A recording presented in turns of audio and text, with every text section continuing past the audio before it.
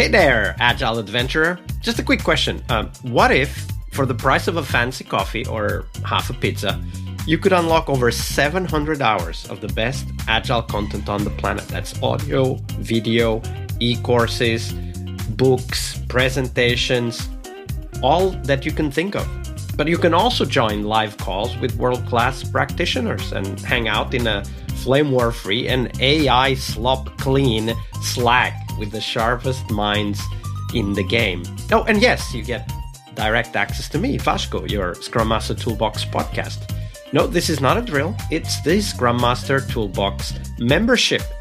And it's your unfair advantage in the Agile world. So if you want to know more, go check out scrummastertoolbox.org/membership. That's scrummastertoolbox.org/membership. And check out all the goodies we have for you. Do it now. But if you're not doing it now, let's listen to the podcast.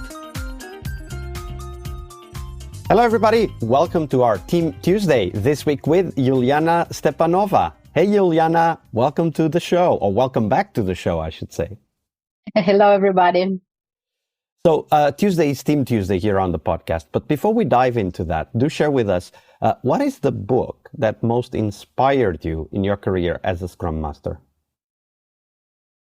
So it's a hard question because we have really great and brilliant books. And on my shelf, I have, I don't know how many of them, and in a 10 times more on the, in the email version, so an electronic version. But one book that I really very like, it's Startup, Scale Up, Screw Up from Juliana Stepanova. And I use this book for inspiration and actually recommend it to read it at least once, but I use it constantly. So in this book, it's officially said that 42 tools to accelerate business growth. And what is cool there, so you have a short chapters for each particular tool, which are covering the most essential stuff for the Scrum Master, for Agile coach to know. So if you are looking for what you really need to know before you start working or growing your career as a Scrum Master, please read this book in the very easy way, and from other side with another perspective. And what is most important for me, not only focused on the team level, but as well to the company level. Because sometimes Scrum Master not forget, but not paying so many attention on the company level or between departments. And actually in this book, you will find the tools, so normal tools, which you can apply all over the company, not only for the team. Very good. And definitely Startup, Scale Up, and Screw Up is a great book. So check it out. The link is in the show notes so that people can easily find it. And and as Juliana said, be inspired, perhaps once, maybe more, to do things differently in their organizations. All of this, the books, the things we try out, what we try to learn, we apply to help teams. But sometimes, even when we try, we can't help teams. And that's the story we would like to explore, Juliana. So share with us the story of a team. Tell us a little bit about their context so that we may know what they were working on, how big the team was, and so on. And then walk us through those little behaviors, attitudes, patterns that maybe were small at first, but grew and over time became a problem for the team. Okay. So I will take their classical Scrum team example. So it was seven developers as a team, classical IT development, and the habit. So and the team has already practicing Scrum for years. So they have a lot knowledge what the Scrum is, how it's applied, and so on. And the habits or behavior is not respecting in the small way some written rules, I would say. So if the classical daily should be 15 minutes, they say, okay, we are a bigger team, we can do it in 30. We need this time. And if you have it like once, you see, things it's okay. But it starts to change our mindset in the way that these rules, these frameworks could be changed up to some conditions. And with the small stuff that it's not correct. So as a Scrum Master, here the answer would be, or the solution would be, to find out what the problem to have this 15 minutes. So if it happens once, okay, could be. But if it's repeatedly coming in the life and appear, the question is how to put it back on the 15-minute time box, and actually what caused this change. And then it starts, let's skip the retro. We don't have time today. We have release or the test phase, or we have a lot of other stuff.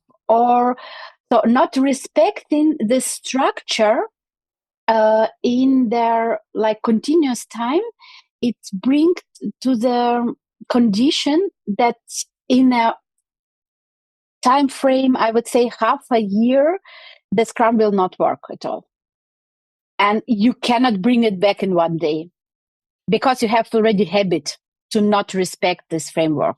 So I can totally see like this habit of like, small changes that over time kind of compound and accumulate and eventually destroy the ability to execute a repeatable process. And I've seen that in many situations.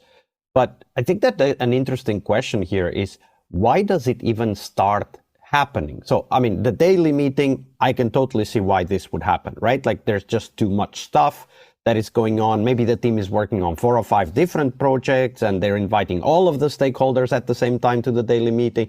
Like it's easy to imagine why the daily meeting would get out of control and maybe become 1 hour, and then people will go like, hey, this is not productive anymore. Let's do this without having the daily meeting, which is of course in itself already a big red flag. But what drives these teams kind of slowly push back and even discard the process that in the end is there to help them succeed? It cause actually the cause could be very different. Started from the influence from other departments who are not respecting or not taking into account the Scrum rituals. For example, that time we have more than 6 or 7 development teams with a not aligned Scrum rituals days. And if we have some important meeting all over the company, so it's hard to choose date and time to not bother the Scrum events. And this was like exactly this point where the Scrum Master should work more, not on the team level, but above it, to align and to allow to have some time or some days where the company meetings can be done. And when it happened once, it's exactly now the question is that our brain is changing. That you have in your head, yes, if we have a good reason, we can skip it or to postpone it or to reschedule it.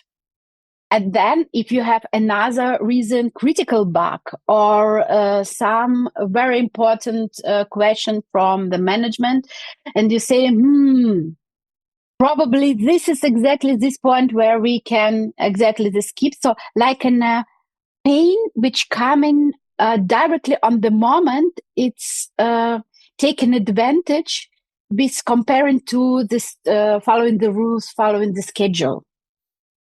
And mostly their influence is, of course, outside the team. So itself, the team, they would like to have all the scheduled events as it is. But if this like flow breaks on some way, it could repeat and happen again. And with the time, it's really like damaging behavior. Yeah. So what you're describing sounds familiar. I would call it the slippery slope, right? Like it's one small... Mm-hmm. Let's skip it here. It's another small, let's skip it there. And soon you're skipping the whole thing. And I get that. I get that dynamic can emerge. What I'm considering is like from us as Scrum Masters is, what might be the reasons? And the one that comes to mind immediately is that the team never really wanted to work with Scrum anyway, right? Like they were never bought in. That was not something they wanted. They just were told, you're going to work with Scrum now. That would be one reason. Another reason would be chaos, right? Like constant firefighting and lots of pressure for management. That's also a potential reason. What other reasons do you see that may lead teams to get into this slippery slope anti-pattern? For sure. And actually, the first reason that you are telling, it's like the team was not chosen by themselves to use the Scrum. So I saw the teams, I work with the teams who really come to the management and say, yes, we would like to try. We are really see that it can work for us. And they are like standing behind this framework, and they are protecting the framework in the team by themselves, not only with the help of Scrum Master. And then like it's like 90% of success when the team really would like to do it and see how it works for the best productivity and the best results. Yeah, absolutely. And this also highlights how important it is to make sure that we're helping the team doing something they already want to do, right? Like Scrum is a solution. It's not the goal. Right. And we need to always be aligned on what the goal is, because Scrum might not be the solution. Like Scrum is not necessarily a good solution if what you have is internal chaos with constant firefighting and so on. Maybe we should focus on paying the quality debt first. But that's a great point. Thank you for sharing that with us, Juliana. Thank you very much. All right, I hope you liked this episode. But before you hit next episode, here's the deal. This podcast is powered by people like you, the members who wanted more than just inspiration. They wanted real tools and real connection to people who are practicing Agile every day. We're talking access to over 700 hours of Agile Gold, CTO level strategy talks, summit keynotes, live workshops, e-courses, deep dive interviews, books, and if you're into no estimates, we got the pioneers of no estimates in those deep dive interviews as well. Agile business intelligence, creating product visions, coaching your product owner courses, you name it. You'll get invites to monthly live Q&As with Agile pioneers and practitioners, plus a private Slack community, which is free of all of that AI slop you see everywhere, and of course, without the flame wars. It's a community of practitioners that want to learn and thrive together. It's the best place to connect with community and learn together. So if this podcast has helped you before, imagine what you will get from this podcast membership. So head on over to scrummastertoolbox.org/membership and join the community that's shaping the future of Agile. And we have so much for you. So check out all the details at scrummastertoolbox.org/membership, because listening is great, it's important, but doing it together, that's next level. I'll see you in the community Slack. We really hope you liked our show. And if you did, why not rate this podcast on Stitcher or iTunes? Share this podcast and let other Scrum Masters know about this valuable resource for their work. Remember that sharing is caring.